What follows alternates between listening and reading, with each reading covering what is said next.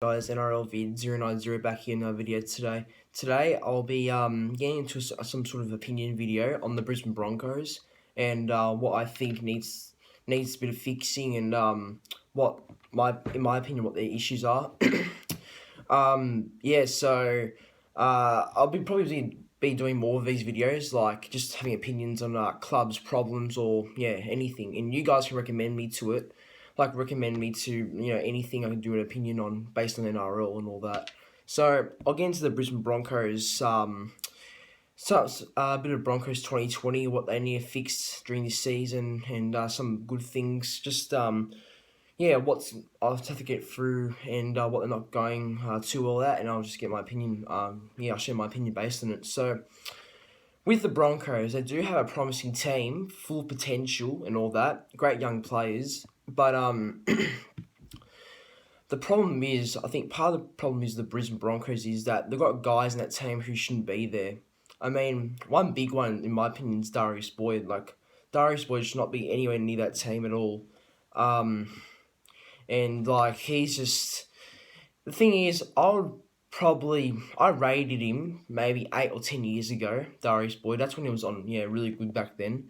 But now, I think he just lost it now. He just lost it now, Darius Boyd. And, and I don't think he's a centre. Like, he could play there, but he's not showing anything in attack, really. He's just there tackling like a back row in the centres at the moment, Darius Boyd. And, look, he used to be a good player, but, unfortunately, he's just, over time, things just went downhill for him. He's not the same player he used to be back then, so... I just don't think he should be in that team. They should give some other guys a go. I mean, look, they have Jack Bird, who's currently injured, and I'll get into that actually about Jack Bird, what I think should happen around him. Darius Boyd, one of the guys that should not be in that Brisbane Broncos team, in my opinion. Should have been out of the whole team a while ago, probably last year.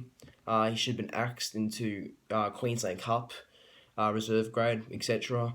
So, I mean, Boyd has had a great career, but I think it's time to move Darius on, try someone else in the sense, someone new, because he's just a past. I think with Boyd, he's just not, not the same player as he used to be. And I think just better off moving him on the Broncos, I think, just giving someone else a go. But another guy that should not be in the team is Anthony Milford, and... things have not looked pretty for Anthony Milford over the recent times. He has not had a decent season, or a really good season since 2017, I don't think. And that was the last time it was good. So that was how many years ago? That's 3 years ago, coming up to 4 nearly. So look, that's a guy that shouldn't be in the team also, as well as Anthony Milford should not be in the team, and I'll go through why. Now, Anthony Milford's been playing 5'8" for the Broncos for about 5 years now. 2015 that's where he started playing, and he was good that year in 2015. Had a breakout year, got the Broncos to the grand final, even though they lost. He led them quite well that year, and in 2015 when he came, like I said, he led them really well. He was just an X factor in that team. Him and Ben Hunt had the greatest combination together. That was probably one of the best young combinations in the NRL back then.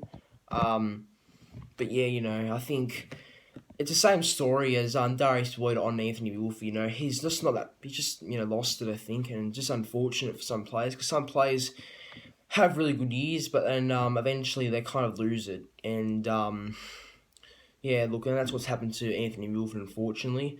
I mean, I like Milford. I do like Milford. Don't get me wrong. I like Milford as a player, but I don't think it's right that he's still in the team, and I think the Broncos just needs to put someone new in, and I think he's just I don't know. I can't see Broncos going anywhere with Anthony Milford as their 5'8". I mean, maybe another club he could benefit, but at the Broncos I doubt it, because it's a new time now. Maybe 20, it's probably 2016, 17, even 15. That's where he was one of the best 5'8" in the NRL. But he's on a top, and I think back then he was a top 10 5'8" around then, I think.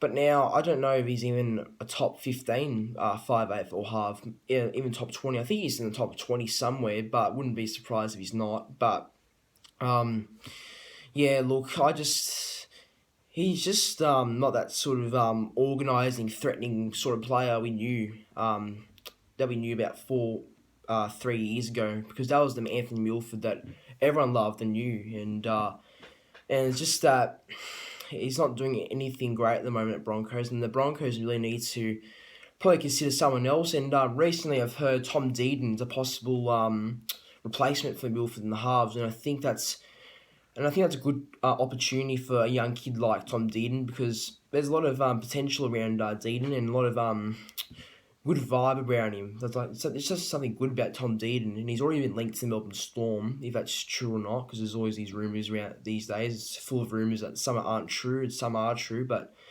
it's like 10% of the time, and so I'm very lucky that rumours you hear are true, but even though most of them are false, this one could be true. Deaton's a Storm. It could happen. I can see why Storm would want this talent, Tom Deaton, but yeah, I think the replacement in the sixth role with Brady Croft, Tom Dearden would be good, actually. Good replacement for Milford.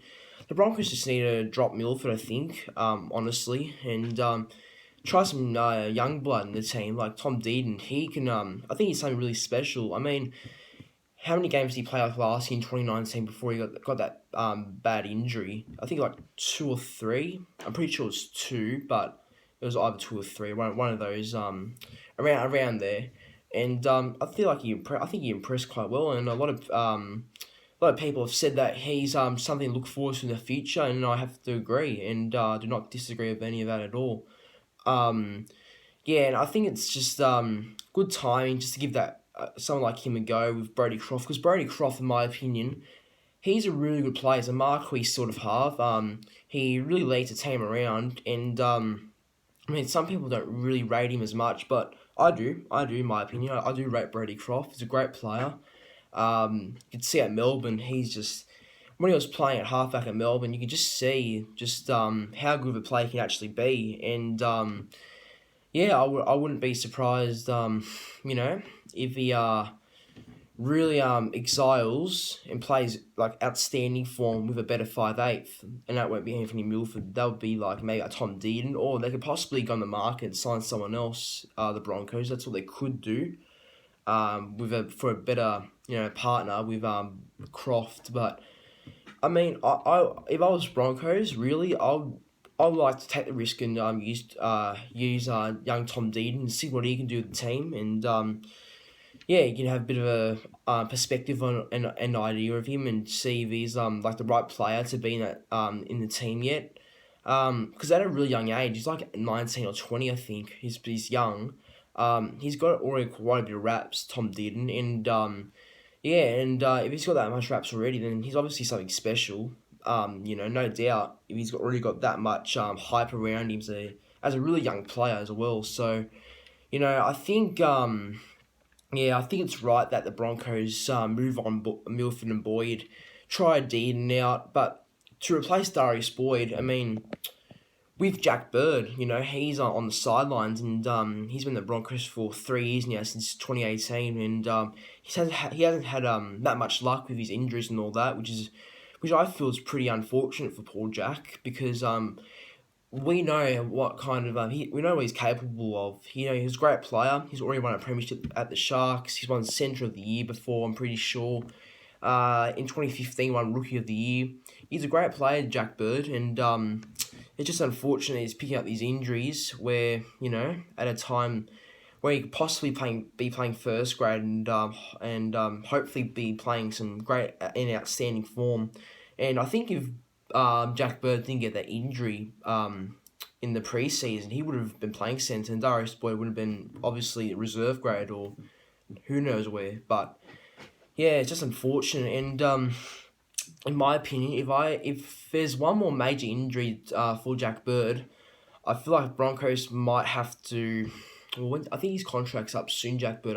I'm not sure. He might be off contract this year or next year, but I feel like one more major injury to Jack Bird might do him, and Brisbane unfortunately may have to really knock his name off the scrapbook and really consider someone else being that new centre for Darius Boyd. And yeah, I just think Jack Bird's a great player when he's fit, firing, and all that. But it's just that at the moment, his injuries are really not helping him, and I just don't know when he's going to be. I don't know when that he'll come back strong. But I bet when he plays again, he will come back better. But I'm just hoping that he doesn't sustain any sort of serious injury that can really put a dent in a further dent in his NRL career, because injuries over the last how many years now, 3 years or two, have really hammered his young Jack's career, because he's still young, Jack Bird. He's not that old. He's actually quite young, and it's not good to have really bad injuries early in your career, because obviously it kind of ruins your future in the NRL more. And no, you as a young player, you would not want to get injuries like that. And yeah, and I think that's just the best replacement for Darius Boyd in the centres. But they can consider someone else. Like, I don't know who else they have, the Broncos, but they do have some good young players that can possibly fill in for, or no, not fill in at all, replace, for Darius Boyd, because Boyd should not be in that team, and they need a suitable replacement. But yeah, I think just that the Broncos just need to kind of change that sort of area with the centres and the centre role and the 5'8" role, and that could be a positive, and that could help them in a way in the future, and possibly seasons up ahead or games up ahead, could really help them in a positive way. But now with the Broncos in general, like what I think that they need to fix, and my thoughts on what's been happening with them recently after 4 straight losses against the Eels, the Roosters, Manly, and recently Newcastle Knights, and yeah, it just hasn't been pretty for the Broncos. I mean, before COVID, they were unstoppable. Like the first 2 rounds, they were just firing. You could just see it. And you could just see that this was going to be a fantastic year for the Broncos. And the Broncos, it's still early days. The Broncos can just come out again looking great. I know they're missing David Fafita. That's a huge loss for the team, because he provides so much in the forward pack and even attack for a forward. He reads play so well, and he's so influential for the whole team. And without him, I reckon that it kind of ruins the Broncos in a way. Just without him, he's just very key, and it's pretty rare to have a forward that is so key to a team. And Fafita's a backbone to the Broncos' success, in my opinion. And yeah, without him, they're just they're maybe a 20 or 10 times worse team, I reckon. Yeah, but the Broncos, what they need to fix, I just think something might have happened during isolation for them, because I don't know, because the first 2 rounds, they beat the Cowboys quite well. They beat Rabbitohs tightly, but they were dominating most of the match. Then when COVID hit, when the NRL decided to officially suspend the season, the Broncos, most people thought they'll come out just firing out of the quarantine break, back again in the revamped NRL season. But just that they haven't, I heard Anthony Seibold say this once, they just haven't fired a shot, the Brisbane Broncos. It's just unfortunate, and obviously I don't know what's happened to the Broncos during the COVID. They just need to really refocus again, and yeah, it's just that I think they're gonna come together. I think the Broncos and really look each other in the eye, and just gotta really understand each other, because they'll look like the best team in the NRL. I'm not saying they are the best team, but in the first 2 rounds of this season, they're looking like the best team in the NRL, and yeah, and they've really fallen. They've fallen very badly after looking so impressive early in this season, and yeah, it's just not good. And I think Seabolt, I heard Seabolt in his press conference, and he said it in public as well on the news and all that, that he's not afraid to make any sort of changes to the whole team, and I agree with him. If I was in his shoes, I would do the same thing, make a bit of changes in the Broncos team and all that. But yeah, I mean, you can say that the Broncos are a bit too young, but I would not use that excuse because most of them have been playing for over a year now or 2 years, and they shouldn't really go ahead of themselves and say that we're too young, and it's going to take a lot of time. Well, it can be a reason why, but I reckon that most of the Broncos players have been playing over it. They're still young, but they've been playing over a year now in first grade and 2 years and all that, and they've got to find and they've got to just and have to know that they that they're not like a bloody under 20s or reserve grade player anymore because they're actually playing first grade and if they're being picked in first grade every week, then that's obviously obviously means a lot, and they guys just got to realise that they're not playing NYC or not playing the Holland Cup, or well, there's no Holland Cup anymore, but not playing any like junior sort of ranks anymore in rugby league. They're playing actual first grade, and they're going to wake up. I think the Broncos. But just they've looked a bit fatigued. I think ever since coming over the COVID break, they look very fatigued. The Broncos and they just look tired, and they really fade because I think the Broncos they start right for about 20 minutes. And this was a perfect example with the Manly and Broncos game, even the Eels and Broncos game. These were perfect examples. They actually start decent, the Broncos, in the first 20 minutes, but then it kind of comes to a sort of category where they control most of the game in the first half, but then of the first 20 minutes, that's where they control most of the game. But in the last 20, they kind of really they really fall, and they kind of just does not help. Just doesn't help them, and they end up struggling in the second half, and and from what we've seen in games recently, they've just lost. So they start well, but then they just instantly drop, and it's not on, I reckon. And the Broncos just need to really wake up to themselves, and they've got to get their head out of isolation and all that, and chilling at home, and really make their head fixate on the footy, because you're actually playing footy right now. You're not back at home laying on the bed playing PS4, Xbox, and all that sort of stuff. You're actually playing footy, and you're playing for your team to get success, and you want to win, and the main thing for Broncos is they're a young side. I know that they are young, but they can't really use that as an excuse anymore, and that's the thing. Like they're a fantastic team, Broncos. They're the team look out in the future, and I reckon in a space in 6 or 5 years they'll win the premiership. I reckon the Broncos, because they have the team. They've got Payne Haas. They've got Jake Turpin, who's a terrific young hooker, but they've also got Corey Pakes, who has looked all right. They've got guys like Patrick Carrigan, who's a decent young player. Brody Croft, who's he's a natural talented half, I reckon. They've got guys like Tony Staggs, who's just unstoppable, one of the best centres in the game, if not the best centre in the game at the moment, Tony Staggs. Xavier Coates, who's someone to really look out for in the future. He's got a big future, in my opinion, Xavier Coates, and I cannot wait to see where his future goes. And Jermaine Isaac, I'm a big fan of Isaac. He's still young, but he's played a lot of first grade games, and terrific goal kicker, and he's fantastic player.